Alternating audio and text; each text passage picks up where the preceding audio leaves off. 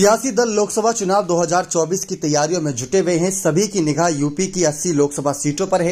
हालांकि यूपी की 80 में से 64 सीट पर भाजपा का कब्जा है, मगर इस बार कांग्रेस, सपा और बसपा भी अधिक से अधिक सीट जीतने की कोशिश में जुटी है। इसके साथ ही नेता भी लोकसभा पहुंचने की सीटों की तलाश कर रहे हैं कि कैसे लोकसभा तक पहुंचा जाए, जिसके चलते सपा के राष्ट्रीय महासचिव एवं एमएलसी स्वामी प्रसाद मौर्य की निगाह बरेली के आंवला लोकसभा सीट पर लगी है। स्वामी प्रसाद मौर्य ने अपने करीबियों के सहारे आंवला लोकसभा सीट की नब्ज टटोलनी शुरू कर दी।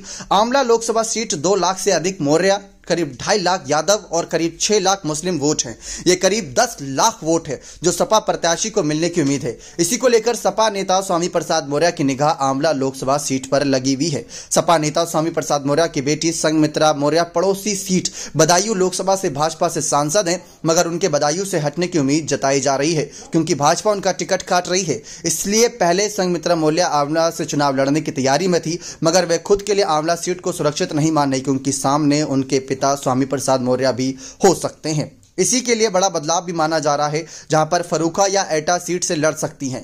इन दोनों ही सीट पर मौर्य शाक्य वोट बड़ी संख्या में है। यहां आसानी से चुनाव जीतकर दिल्ली पहुंचा जा सकता है। सांसद संघमित्रा मौर्य के भी सपा के टिकट पर ही चुनाव लड़ने की उम्मीद जताई जा रही है कि वो बीजेपी को छोड़ सपा पार्टी में आ सकती हैं। एटा और फर्रुखाबाद लोकसभा सीट भाजपा के पास है। यहाँ सपा प्रत्याशियों की लंबी अंतर से हार हुई थी, मगर सपा के टिकट पर मौर्य शाक्य प्रत्याशी चुनाव लड़ने से जीतने की उम्मीद है।